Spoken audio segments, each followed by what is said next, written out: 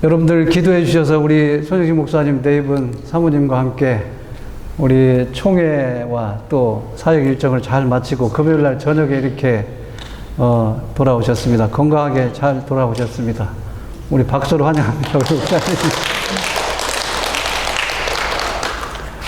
그리고 오늘 좀 특별하신 분이 이렇게 오셨다고 들었습니다. 예. 우리 미나 권사님 언니 되시는 한나정, 예. 그리고 또 친구 되시는 사비나님, 예. 환영합니다. 예. 오늘 또 주일 예배에 참석한 여러분들 주의 이름으로 환영하고 축복합니다. 오늘 제가 말씀의 제목을 축복의 알고리즘이라고 제가 이렇게 제목을 들었습니다. 잠언서 말씀을 오늘 잠깐 우리 나눌 것인데, 통상 우리가 잠언서는 이 땅에 사는 사람들을 위한 하늘의 법칙이라고 그렇게 평하기도 합니다. 하나님의 내비게이션, 하나님의 GPS가 바로 잠언서라고 그렇게 이야기하기도 합니다. 사실 요즘 보면은 구글 GPS가 정말 잘 되어 있습니다. 그래서 제가 낯선 땅에 와서 지내지만 큰 어려움 없이 지내고 있습니다. 오늘 교회 올 때도 아마 저는 그 구글 GPS가 없으면 여기 찾아올 수가 없습니다. 그렇게까지 정확합니다. 예. 여러분들 알고리즘이라는 이 단어 혹시 들어보신 적 있습니까? 알고 있나? 이 소리 아니에요? 알고 있나? 예. 알고리즘 아빠 제목 한번 장로님 펴주십시오. 앞에 제목. 예. 알고리즘이라는 것은 사실은 요즘 AI에 굉장히 자주 등장하는 용어입니다. 뭐냐면 어떤 문제 해결을 위해서 정해놓은 법칙과 방법을 얘기합니다. 그러니까 쉽게 설명하면 공식과 같은 것입니다. 알고리즘이. 무엇을 하면 무엇이 조치가 되는, 그게 알고리즘이라는 용어를 쓰고 있습니다. 통상 알고리즘이라면 여러분들 화면에 보시는 것처럼 저런 식으로 알고리즘 프로그램이 이렇게 형성이 됩니다. 어떤 거 yes, no 이렇게 컴퓨터가 스스로 이렇게 자기 개발을 해서 결론에 도달하는 그런 겁니다. 여러분들 제가 왜 오늘 제목을 축복의 알고리즘이라고 정했느냐면, 오늘 본문의 말씀을 여러분들이 읽으시면서 자주 등장하는 그러한 접속사가 있습니다. 그리하면이라는 접속사가 오늘 10개 그 말씀 중에서도 4번이나 등장합니다. 예, 2절, 4절, 6절, 10절. 만약에 여러분들이 어떻게 하면 어떻게 해주실 것이다. 우리 성 목사님께서 그리하면이라는 그런 제목으로 이렇게 말씀도 몇 번 해주신 걸 제가 기억합니다. 하나님께서 왜 이런 축복의 알고리즘을 주셨느냐? 신명기 6장 24절에 왜 이런 알고리즘을 주셨는가에 대해서 분명히 말씀하고 계십니다. 여호와께서 우리에게 이 모든 규례를 지키라 명령하셨으니 이는 우리가 우리 하나님 여호와를 경외하여 항상 복을 누리게 하기 위함이라고, 우리에게 왜 이런 말씀을 주셨는지 목적에 대해서 분명히 말씀하고 계십니다. 여러분들, 프랑스 철학자 사르트르가 인생은 BCD라고 그랬습니다. 태어날 때와 죽을 때 사이의 초이스. 우리의 평생은 선택의 연속이라는 그런 의미로 사르트르가 저렇게 얘기를 했습니다. 인생은 BCD다. 여러분들, 어제의 선택의 결과가 오늘입니다. 그리고 오늘의 선택의 결과가 아마 내일이 될 겁니다. 오늘 축복의 알고리즘 중에서 그리하면이라는 그 첫 번째 그리하면은 1, 2절 보면 내 가르침을 잊지 말고 내 명령을 너희 마음에 잘 간직해라. 그리하면 너는 오래 살고 성공하게 될 것이라는 그런 말씀입니다. 예. 명령을 하나님의 명성을 확실히 지키면 여러분들 장수할 거라고 그럽니다. 그리고 평강의 복을 누릴 거라고 성경은 우리에게 얘기하고 있습니다. 여러분들 한국인들의 수명이 지금 얼마만큼 늘어난지 아십니까? 기대 수명이? 최근에 발표한 자료에 하면 남자가 80.6세, 여자가 86.6세. 70년대까지만 해도 60세 전후였습니다. 만약에 여러분들 우리가 70년대에 지금 살고 있다면 아마 제가 이제 60대 중반을 지나고 있기 때문에 저보다 연세가 많으신 분들은 아마 이미 정량을 다 사셨습니다. 네. 맞죠? 네. 지금 덤으로 사시는 겁니다. 여러분들 조선왕조 27명의 왕이 있었습니다. 평균 수명이 몇 살인 줄 아십니까? 46세. 40세를 넘기지 못한 왕이 몇 명인 줄 아십니까? 11명. 3분의 1이 40세를 넘기지 못했습니다. 우리는 지금 엄청난 시대를 살고 있는 겁니다. 그런데 문제가 있습니다. 뭐냐면 장수한다고 다 축복은 아닙니다. 요즘 한국에 보면 참 안타까운 현실이 있습니다. 양로원마다 가득가득입니다. 저희 어머님도 지금 양로원에 계시는데 사실 건강하게 사셔야 행복한 거 아니겠습니까? 그죠? 우리에게는 건강수명이라는 게 있습니다. 지금 한국인들의 건강수명을 통상 72세로 보고 있습니다. 72세부터는 당연히 아파야 된다는 겁니다. 아프게 돼 있답니다. 그래서 한국에 요즘 유명한 책이 하나 있습니다. 장로님 그 책을 하나 제가 한번 봤는데 저 책입니다. 저 책. 예, 저 책이 지금 많이 읽히고 있는 책 중에 하나입니다. 9988-234. 99세까지 팔팔하게 살다가 2, 3일 앓고 죽는 것이 축복이라고 합니다. 하나님의 말씀대로 살면 단순히 오래 사는 것이 아니라 성경은 우리에게 분명하게 약속하고 있습니다. 풍성하게 건강하게 살 것이라고. 두 번째 그리하면이라는 말씀은 3, 4절에 나와 있습니다. 너는 사랑과 성실을 저버리지 말고 그것을 목에 매며 내 마음 편에 새기라. 그리하면 내가 하나님과 사람 앞에 은총과 귀중히 여김을 받으리라. 두 가지입니다. 사랑과 인자. 이것은 이웃을 향한 최고의 가치입니다. 또 진리는 하나님을 향한 최고의 가치입니다. 그러면 무슨 말입니까? 하나님을 온전히 위로 하나님을 최선을 다해서 섬기고 또 아래로 이웃과 관계를 온전히 잘 지키면 하나님뿐만 아니라 사람들에게도 귀중히 여김을 받고 소중한 존재가 된다는 얘기입니다. 마가복음 12장 29절부터 31절은 우리에게 분명하게 예수님께서 말씀하고 계십니다. 첫 번째가 뭐냐? 너희 마음을 다하고 목숨을 다하고 뜻을 다하고 힘을 다하여 주 너희 하나님을 사랑하라. 이것을 이루어졌을 때 하나님께서는 우리들에게 축복을 주시겠다고 약속하십니다. 그리고 둘째 또 말씀하십니다. 이것이 내 이웃을 내 자신과 같이 사랑하라 하신 것이 이보다 더 큰 계명이 없다고 성경은 우리에게 증거하고 있습니다. 하나님의 이런 말씀을 목에 메고 마음판에 새기라는 것입니다. 단순히 암기하는 수준에 끝나지 말라. 여러분들의 삶으로 살아내라는 것입니다. 세 번째 그리하면 5절부터 6절입니다. 너는 마음을 다하여 여호와를 신뢰하고 내 명철을 의지하지 말라. 너는 범사의 그를 인정하라. 그리하면 내 길을 지도하시리라. 오늘 본문의 말씀입니다. 쉬운 성경에 뭐라고 되어 있냐면 너희는 너의 모든 길에서 하나님을 인정하라. 그리하면 하나님이 너의 갈 길을 잘 알려주실 것이고 너의 길을 형통케 하실 거라고 얘기하고 있습니다. 인간의 지식, 경험, 능력 이런 것들 의지하지 말고 하나님의 나침판을 정확히 따라가라는 것입니다. 왜?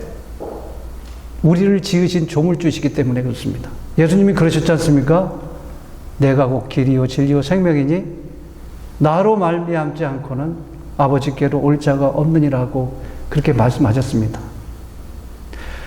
오늘 아마 우리 미나 권사님 친구분 아니 두 분 중에 혹시 예수 그리스도를 온전히 이렇게 고백하고 사시는 분인지는 제가 잘 모르겠습니다. 그렇지만 제가 오늘 두 분을 보면서 하나님이 참 사랑하신다는 생각이 듭니다. 왜냐하면 제가 기도하면서 오늘 내가 귀리요 진리요 생명이니 이 말씀을 받는 자에게는 분명히 하나님께서 주목하신다는 마음을 제가 들었기 때문에 그렇습니다. 우리의 생각, 우리의 의지, 우리의 능력으로 살 수 없는 인생입니다. 잠언서 16장 9절은 그렇게 증거하고 있습니다. 사람이 마음으로 자기의 길을 계획할지라도 그의 걸음을 인도하시는 이는 여호와시니라. 아멘. 시편 32편 8절은 내가 너를 가르치며 내가 갈 길을 알려주며 내 눈을 내게 고정하여 주어나리라. 하나님께 이렇게 말씀하고 계세요. 나에게 의지하고 범사의 나를 인정한다면 내가 너희들의 길을 상세하게 가르쳐 주실 것이고 또 고비고비마다 내가 조언해 주시겠다요. 그냥 되는 건 아닙니다. 우리 손 목사님께서 항상 강조하시는 말씀이 있지 않습니까? 빌사륙, 그죠? 빌사륙 잘 알고 계시죠? 빌립보서 4장 6절부터 7절. 아무것도 염려하지 말고 다만 모든 일에 기도와 간구로 너의 구할 것을 감사함으로 하나님께 아뢰라. 하나님께 아뢰라. 기도하라는 것입니다. 아뢰라. 아뢰면 하나님께서 여러분들의 삶을 책임져 주시겠다는 것입니다. 오늘 본문 7, 8절은 그렇게 얘기합니다. 스스로 지혜롭다 착각하지 말고 하나님을 경외하고 악에서 떠나라. 그리하면 그것이 보약과 양약이 되어 건강하게 하시겠다고 약속하십니다. 필리비안시 목사님이 그런 얘기를 했습니다. 믿음으로 사는 것이라는 것은 내가 알고 있는 얄팍한 것들을 내려놓고 하나님 손에 있는 인생 지도를 따라가는 것이다. 근데 여러분들 인생 지도를 따라가기 위해서는 그냥 따라갈 수는 없지 않습니까? 그 지도에 대해서 잘 알아야 되지 않습니까? 지도를 연구도 해야 되고요. 그 말씀 무슨 말이냐면 우리가 성경 말씀을 통해서 하나님의 뜻과 하나님께 길을 따라가야 된다는 말씀입니다. 네 번째 그리하면은 9절 10절 내 재물과 내 소산물의 처음 익은 열매로 여호와를 공경하라. 그리하면 내 창고가 가득히 차고 내 포도주 틀에서 내 포도즙이 넘치리라. 그렇게 얘기했습니다. 한마디로 우리들이 가진 인생의 최고의 것으로 하나님을 섬기라는 것입니다. 그러면 너의 창고, 여러분들의 어카운트가 가득하리라고 성경은 우리에게 증거하고 있습니다. 왜냐? 왜 우리가 하나님을 의지해야 되고 하나님 믿어야 되냐? 사무엘상 2장부터 9절 여호와는 가난하게도 하시고 부하게도 하시고 낮추기도 하시고 높이기도 하시는 우리의 부귀영화의 주관자시기 때문에 그렇습니다. 오늘 네 가지 그리하면이라는 우리 알고리즘을 한번 생각해 봤습니다. 이 알고리즘의 세 가지를 요약한다면 무엇입니까? 명령대로 살라. 하나님의 명령대로. 그리고 너 자신을 믿지 말라. 범사에 하나님을 인정하고 경외하라. 중요한 축복의 알고리즘 하나가 바로 하나님의 명령을 지키는 것입니다. 여러분들 성경을 통해서 우리에게 주시는 명령이 몇 개인 줄 아십니까? 10계명을 비롯해서 1050가지가 있습니다. 우리는 도저히 그 1050가지를 지키며 살 수가 없습니다. 1050개의 그 명령을 간단히 요약하면 무슨 말이냐면 여러분들 사랑해라.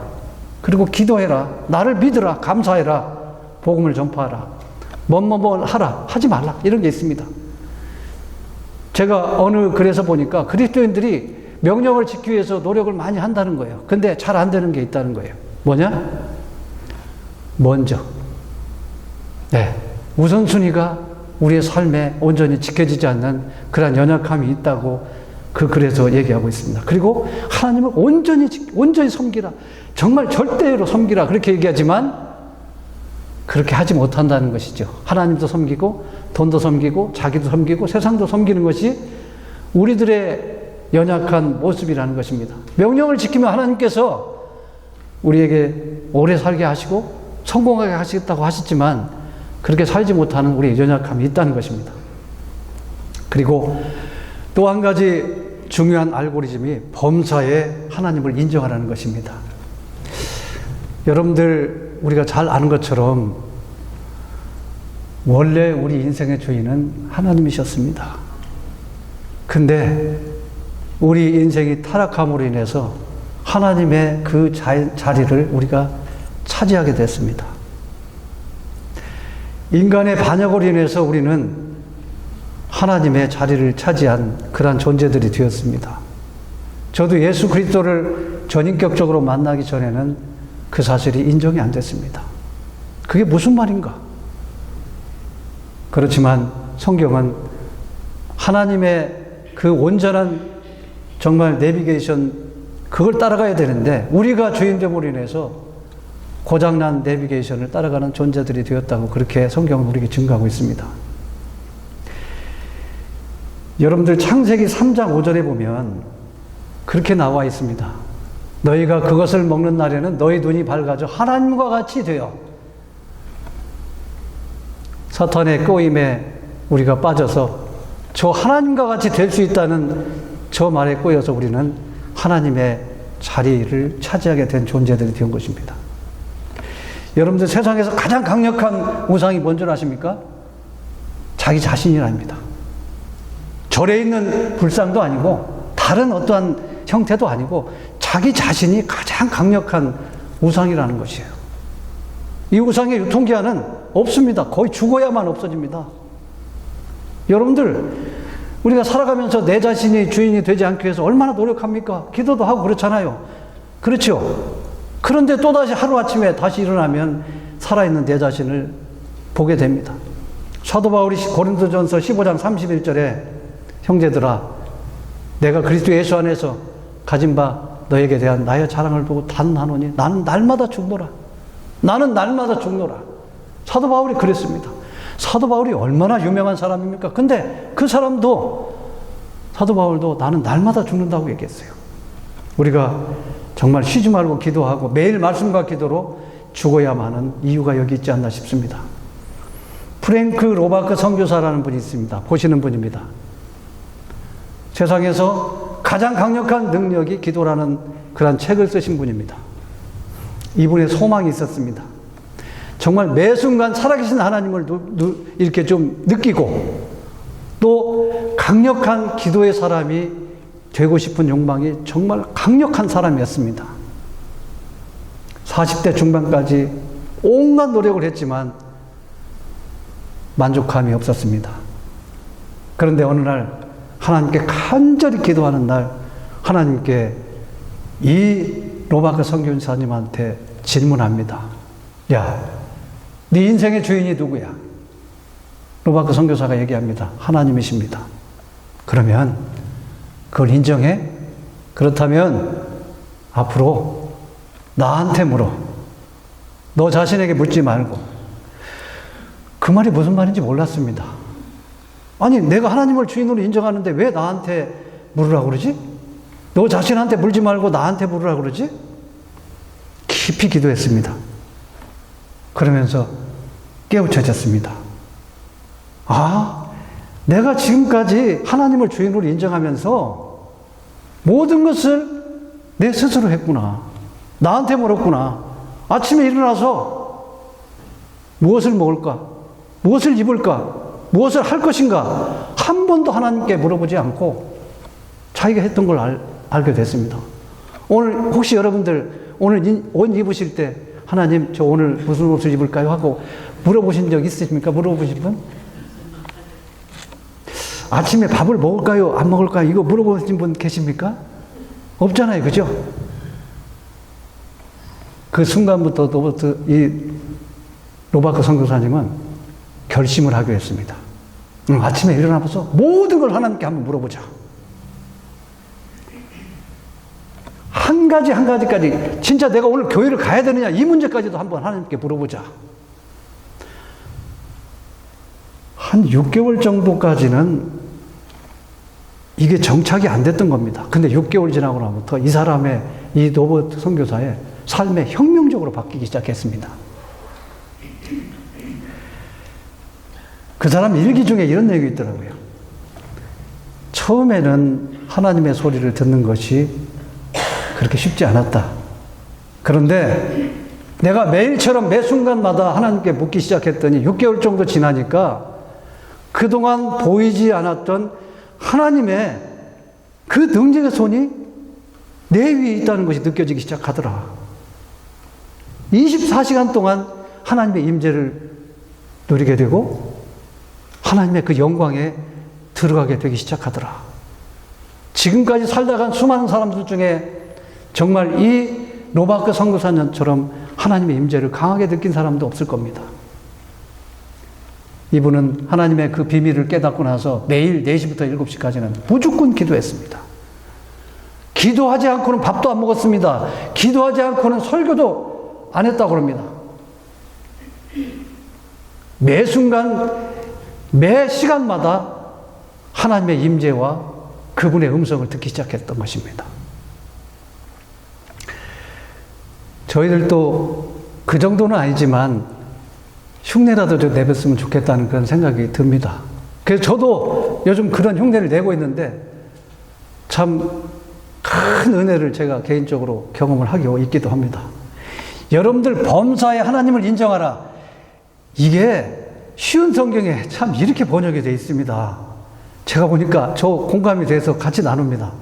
범사에 그를 인정하라. 이걸 어떻게 번역했냐면 잘난 체 하지 말고 너 잘난 체 하지 말고 범사에 하나님께 여쭤라. 이렇게 번역이 되어 있더라고요. 맞는 것 같아요. 여러분들 제가 AI를 3개를 이용하고 있습니다. 요즘 정말 정확합니다. 너무도 정확합니다. 제가 지난주에도 이제 우리 식구들하고 이 워싱턴 주변에서 가족들이 갈 수 있는 곳이 어디가 좋겠느냐고 AI한테 물어보니까 한 5개를 추천해 주더라고요. 그 중에서 저 랭커스터에 있는 400년 된 증기기관차 그 체험하는 프로그램이 있더라고요. 그래서 이제 거기를 가기로 했죠. 1인당 좀 비싼 그 어떠한 입장료를 받던데, 한 30불 가까이 받더라고요. 제가 그래서 오션시티에서 GPS를 찍고 랭커스터 그 증기기관차 체험 장소까지 갔습니다. 갔는데 1마일 남겨놓은 그 지역까지 갔는데 기차가 안 보이는 거예요. 내가 잘못 찍었나? 잘못 왔나? 그런데 한 0.2마일 가니까 드디어 기차가 보이기 시작하는 거예요. 한 채 오차도 없더라고요. GPS가 한 채의 오차도 없더라고요.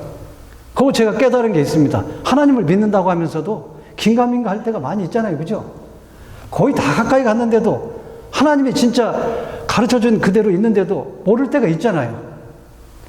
근데 여러분들 AI보다도 1000배, 10,000배 더 정확하신 분이 하나님이세요. 그 하나님한테 물어보시라고. 저는 제 AI한테 요즘 3개 AI를 GPT, 그 다음에 프리플렉스 그런 것들을 이용하면서 제가 깨달은 게 있습니다. AI한테만 묻지 말고 아까 프랑크 선교사님처럼 정말 매 순간 하나님께 한번 물어보자.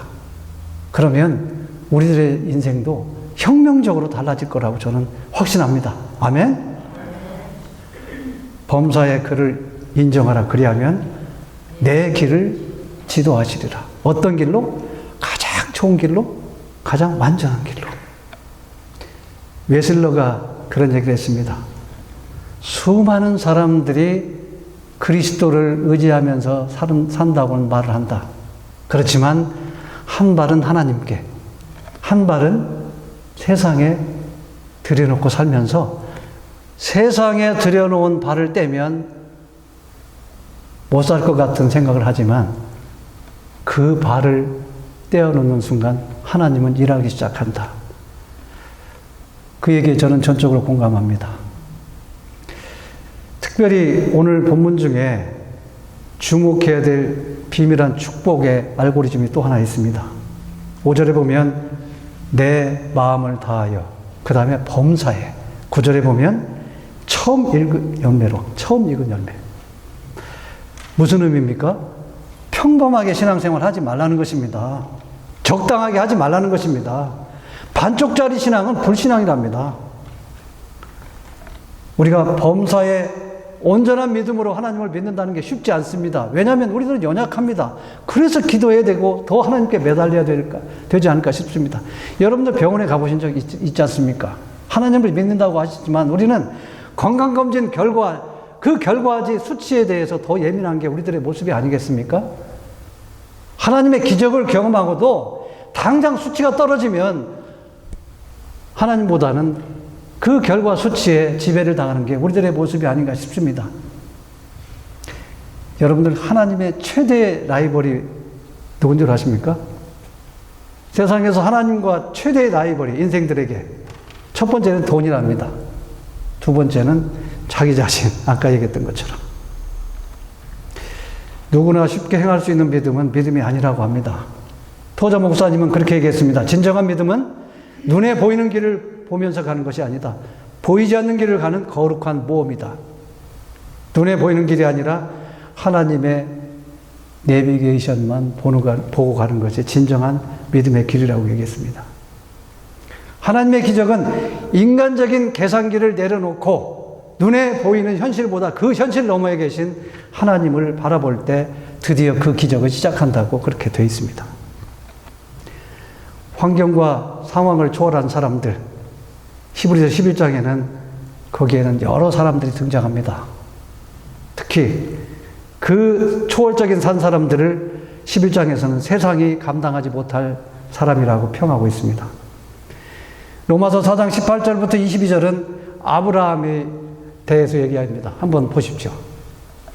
아브라함이 바랄 수 없는 중에 바라고 믿었으니, 저 말은 무슨 말입니까? 영어 단어로 어떤 단어를 쓰고 있습니까? 바랄 수 없는 중에 바랄. hopeless. 예. 희망이 없다. 프로테이 제로다, 제로. 아니, 가능성이 제로라는 뜻입니다. 지금 아브라함의 자녀를 낳을 가능성이 제로. 근데 믿었다고 되어 있지 않습니까? 그죠? 믿음이 약하여지지 아니했다고 그렇게 되어 있습니다. 우리에게 주시는 분명한 시사점이 있습니다. 다니엘서 6장 10절에 보면 다니엘이 만약에 기도를 하게 되면 사자굴에 던져놓겠다는 왕의 조서가 내려졌을 때 한 얘기입니다. 이성적으로, 합리적으로 만약에 행동한다면 다니엘은 저렇게 행동을 하면 안 됩니다. 예루살렘으로 향한 창문을 열고 하는 것이 아니라 닫고 해야 됩니다. 그렇죠? 근데 열고 했어요. 히브리서 11장 30절, 믿음으로 7일 동안 여리고를 도니 성이 무너졌도다. 제가 평생 동안 군생활을 한 사람입니다. 말도 안 되는 얘기예요. 이성적으로 말도 안 되는 얘기예요, 저게. 어떻게 저게 이루어질 수 있습니까? 근데 저희들은 저것을 믿는 사람들입니다. 히브리서 11장 38절, 이런 사람은 세상이 감당하지 못하는 사람들이라고 증거하고 있습니다. 여러분들, 세상에는 딱 두 종류가 사람이 있다는 거예요. 세상이 감당하지 못하는 사람, 세상을 감당하지 못하는 사람. 토시 하나 때문에 바뀐다는 거예요. 세상이 감당하지 못하는 사람, 세상을 감당하지 못하는 사람. 하나님 우리에게 요구하는 게 무엇입니까? 세상이 감당하지 못하는 사람이 되라는 것입니다. 근데 그냥 되는 게 아닙니다. 쉽지 않습니다. 만만치 않습니다. 여러분들, 제가 군 생활을 약 한 40년 가까이 했습니다. 그런데 저는 특수한 조직에서 생활을 했습니다. 우리 남자분들 장로님 두 분하고 목사님밖에 안 계신데, 우리 손 목사님께서도 중2 때 이렇게 이제 술자석에서 군에 계실 때 술 문제 때문에 참 곤혹을 치르셨다는 말씀을 들었습니다. 사실 조직사회에서 어떻게 보면 술이나 이런 것들, 성경에 반하고 반기독교적인 그러한 문화나 그러한 이질적인 것들이 너무 좀 많이 있습니다. 다니엘이 어떻게 보면 다니엘의 세 친구가 금신상에 절하지 않는다면 풀무불에 던져넣겠다는 그러한 위협이 있었지 않습니까? 그리고 다니엘이 기도를 만약에 하게 되면 사자굴에 던져넣겠다는 그러한 상황에 접한 적이 있지 않습니까? 그런데 제가 이렇게 삶을 돌이켜보면 저도 풀무불에 사자굴에 이렇게 던져 넣겠다는 협박과 환경과 여건이 참 너무도 많이 있었습니다. 아니, 군 생활을 정말 성경대로 살기 위해서는 포기해야 될 정도의 그런 상황들이 참 많이 있었습니다. 대표적인 예를 한 가지만 여러분들에게 이해를 돕기 위해서 설명을 드리면, 예수 그리스도를 전인격적으로 만난 이후에 저는 구별되게 살고자 다짐했습니다. 특히 조직사회에서 술만큼은 쉽지 않은 문제입니다. 특히 저희 조직 같은 경우에는 술 잘 마시는 것이 실력입니다. 술 잘 마시는 사람들이 출세를 더 잘한다고 교회 다니는 사람들 이상하게 여깁니다. 저 사람들 뭔가 좀 마치 사입이 그런 조직처럼 보는 분위기가 있습니다. 제가 중령 때, 통상 중령이 되면 투스타가 지휘하는 부대에 저희들은 보직이 돼서 그들을 감시합니다. 뭐 이게 표현이 좀 그렇지만, 그러면 그 투스타의 부대의 지휘를 받지는 않습니다. 저희는 별도의 지휘를 받습니다. 그 사단급에는, 투스타 밑에는 이제 대령들이라고 그 높은 직에 있는 사람들이 그렇게 연대장급 이상이 있습니다. 그러면 그 모임을 A그룹 모임이라고 합니다. A그룹 모임을 가끔 합니다. 근데 저도 유일하게 계급이 낮지만 특수부대니까 저도 A그룹의 모임에 이렇게 포함시켜 줍니다. 배려 차원에서. 어느 날 삼성 장군이 이제 그 A그룹의 멤버들을 회식을 시켜주려고 이렇게 계획이 돼 있었습니다. 저녁에 만찬 시간이. 만찬하게 되면 통상 이제 술을 많이 먹지 않습니까? 근데 통상 폭탄주라고 먹습니다. 폭탄주. 폭탄주는 뭐냐면 맥주하고 소주를 이렇게 이제 아마 짜장면 그릇 큰 거 있지 않습니까? 대접 큰 거 이렇게 양동이처럼. 아마 소주 한 2병 정도 들어갈 정도 될 때도 있습니다. 그러면 그걸 혼합해가지고 한 명씩 돌아가면서 이제 이렇게 뭐 자기 얘기를 하고 이렇게 마시고 나서 검증을 딱 하는 과정이 있습니다. 뭐 통상 이제 삼성 장군이면 높으시니까 그분이 이렇게 제조해 주십니다. 그러면 뭐 우스갯소리지만 우리 군단장님께서 제조해 주신 이 보약 잘 복용하겠습니다 하고 딱 한 절 마시고 이제 다 마셨다고 이렇게 표시를 해주는 겁니다.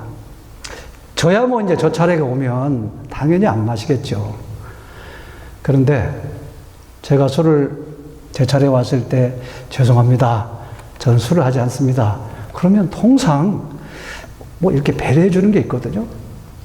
근데 그날은 군단장님이 왜 그런지 굉장히 화가 나셨어요. 회식 그만하자는 거예요. 이렇게 단체 생활하다 보면 저렇게 한두 사람이 꼭 문제를 일으킨다는 거예요. 그러면서 뭐라고 하냐면 나도 안수집사인데 아니 군인이 우선이라는 거죠. 그렇지만 주변에 이제 그 연대장급 사단장님이 잘 이렇게 이제 군단장님께 사정을 얘기해서 회식은 진행이 됐습니다. 문제는 그 다음에 일어났습니다. 뭐냐면 제가 말씀드렸지 않습니까? 저는 그분들의 통제를 안 받는다고. 왜냐하면 미국 같은 경우라면 뭐 우리 혹시 CIA와 같은 그런 어떤 조직이기 때문에 저희는 그쪽 분들의 통제를 안 받습니다. 근데 누구 통제를 받느냐면 우리 조직원들의 통제를 받습니다. 근데 그 당시에 누가 왔었냐면 삼성 장군하고 우리 조직의 직속 상관 육사 선배가 오셨었습니다. 6년 선배심인데 그분은 불교 신자였습니다. 그분이 가만히 보니까 자기 밑에 제가 완전히 분위기를 망친다 이거죠. 한 30분 지났는데 그분이 마이크를 딱 잡더니 군단장님께 정중히 사과를 하는 거예요. 군단장님 죄송합니다. 제 밑에 있는 우리 저 부대장이 뭔가 좀 잘못했습니다. 그러면서 저한테 그러는 거예요. 부대장, 당신은 군인이야. 기독교인이 저기네. 당신은 군인이야. 이것은 명령이야. 이건 마셔야 돼. 주는 거예요. 사실 이 정도 단계까지 가면 쉽지 않은 상황이 됩니다. 근데 그 말을 듣고 저는 잠깐 기도했죠. 하나님 어떻게 해야 되죠? 이제 막다른 골목인데. 근데 마음속에 만약에 그걸 대접을 하면 제가 이제 확 가슴에다 부어보려고 그랬죠. 근데 참 신기합니다. 저희 아내는 이런 신기한 일들 참 많이 봐서 압니다. 제가 회식이 있다면 제 아내하고 우리 딸 둘은 항상 엎어져서 기도하고 있습니다. 우리 아빠 오늘 회식 때 잘 이겨내게 해달라고. 그래서 아내가 많이 울었답니다. 우리 딸들이, 그 어린애들이, 아무것도 모르는 애들이 엉덩이 치들고 우리 아빠 오늘 회식인데 좀 잘 지켜달라고. 그때마다 하나님께서는 신기하게 역사하셨습니다. 제가 마지막 직속장관한테 그 술을 들고 이제 받으러 가는데 갑자기 아까 저한테 화를 냈던 군단장님이 일어나는 겁니다. 그 술 내가 마실 거야. 아까는 내가 화를 냈지만 사나이가 그런 면도 있어야 돼. 그 얘기를 하시면서 군단장이 뭐 들으시겠다고 하니까 그 옆에 있는 사단장, 연대장들이 아닙니다, 제가 마시겠습니다 해가지고 결국은 제가 올 술을 그들이 다 마시게 하시는 하나님을 저는 경험할 수 있었습니다. 참 하나님께 제가 온전히 인정했을 때 그 하나님은 결코 외면치 않으신다는 하나님을 제가 경험할 수 있었습니다.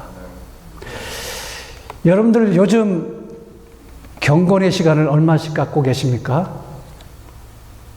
하나님과의 하루를 시작하면서 하나님과 깊은 교제의 시간을 가지고 계십니까?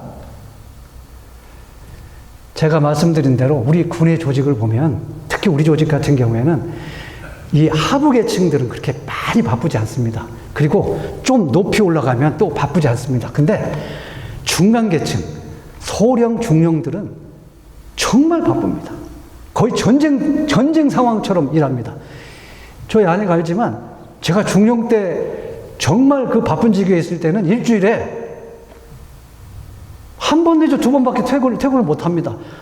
거의 밤을 꼬박 새도 이게 안 됩니다. 그렇게 치열하게 일을 하게 됩니다. 그런데 제가 다짐한 게 있습니다. 아무리 바빠도 하루의 시작 전에 30분 내지 30분, 1시간만큼은 하나님과 시간을 보내기로 했습니다. 그런데 말은 이렇게 쉽지만 실제 상황에 딱 직면하게 되면 쉽지 않습니다. 왜냐하면 회의도 해야 되고 또 확인도 해야 되고 자료 검토도 해야 되고 한두 가지가 아닙니다. 그리고 저 혼자만 하는 게 아닙니다. 제가 데리고 있는 부하들 또 위에 상관들 이 조직체가 물려가기 때문에 저 혼자 시간을 뺄 수가 없습니다. 그런데 저는 죽으면 죽으리다 하고 하루에 30분 내지 1시간씩을 내기로 했습니다. 그런데 문제가 어떤 문제가 있냐면 아무리 각오를 다짐해도 안 될 때가 있습니다. 도저히 안 될 때. 아니 이성적으로 보면 오늘 제가 지금 제가 최선을 다해서 해더라도 오전에 지금 4시간이 있는데 10시간 소요가 되는 것을 제가 1시간을 빼놓고 한다? 저뿐만 아니라 조직에 문제가 생길 정도의 상황이 있습니다. 그러면 인간적인 생각이 듭니다. 어떤 제가 야 이거 빨리 끝내놓고 나중에 시간이 나면 하나님과 깊은 시간을 가지면 되겠지. 그런데 신기합니다. 그렇게 한 날은 여지없이 저는 정말 실패하는 것을 경험했습니다. 그런데 말씀드린 것처럼 오늘은 도저히 안 돼요. 내가 한 30분간 하나님과의 씨름하고 나서 일을 한다는 게 이성적으로 이해가 안 돼요. 합리적으로 이해가 안 돼요. 그래도 죽으면 죽으리라 하고 그 한 30분 1시간을 하나님 앞에 깊이 머리 쳐박고 말씀 보고 시작하면요 너무도 신기해요. 그날은 일뿐만 아니라 제 시간적 여유가 너무도 많이 생기는 거예요. 이성적으로 이해가 안 돼요. 도저히 이해가 안 돼요. 여러분들 정말 하나님을 범사에 인정한다는 게 쉽지는 않습니다. 제가 경험해본 바로는 쉽지는 않습니다. 그런데 우리의 이성과 환경과 우리의 능력을 초월하면서까지 하나님 앞에 인정하고 하나님을 의지했을 때 저는 지금까지 하나님은 결코 우리를 외면치 않으시는 하나님을 볼 수가 있었습니다. 하나님께서 우리에게 주신 축복의 알고리즘, 알면서도 쉽지 않은 게 그 내용입니다. 그래서 제가 여러분들에게 나누고 싶은 말씀이 있습니다. 억지로라도, 물리적으로라도, 기계적으로라도 기도하고 말씀으로 몸부림쳐야 합니다. 하나님은 우리의 연약함을 아십니다. 그래도 우리에게 말씀하십니다. 명령합니다. 명령대로 살라. 그리고 너 자신 믿지 마라. 범사에 나를 인정하고 경외하라. 아까 말씀드린 것처럼 프랭크 로바크처럼 우리가 매 순간 정말 하나님께 여쭈고 하나님께 물어보고 또 기도에 목숨을 건다면 우리의 삶은 그 선거자처럼 분명히 비밀한 기적을 누리며 살 수 있을 것입니다. 그 하나님의 약속이 오늘 함께한 여러분들 모두에게 있으시길 주의 이름으로 축복합니다. 우리 말씀을 생각하면서 우리 잠깐 기도하겠습니다. 하나님께서는 우리에게 정말 그리하면, 너희들이 이렇게 하면 우리가 원하는, 기대하고 바라는 그 형통한 삶, 그 놀라운 삶을 이루어 주시겠다고 오늘도 우리에게 말씀하고 계십니다. 오늘 로바크 선교사처럼 그렇게 하지는 못할 망정 우리의 삶을 다시 한번 돌아보면서 오늘도 여전히 우리를 기다리고 계시고 복 주시고자 안달하시는 그 하나님 앞에 조금이라도 기도와 말씀으로 좀 몸부림치며 살아갔으면 좋겠습니다. 그렇게 했을 때 우리 하나님께서는 그분의 신실하심을 분명히 나타내 주실 것이고 우리를 통해서 일하실 겁니다. 우리 자신을 돌아보면서 결단하면서 우리 잠깐 기도하겠습니다. 기도합니다. 하나님 우리 아버지, 오늘도 우리에게 복 주시고 지키시고 또 형통하게 하시길 원하시는 하나님의 명령대로 살고 내 자신을 의지하지 말고 범사의 하나님을 인정했을 때 하나님께서 놀라운 일들이 이루어주신다고 약속하셨지만 하나님 저희들 그리 살지 못한 우리의 연약함이 있습니다. 하나님 우리를 긍휼히 여겨주시고 하나님의 영으로 우리를 충만케 하셔서 그 복된 삶을 살아가는 저희들 되게 하여 주옵소서.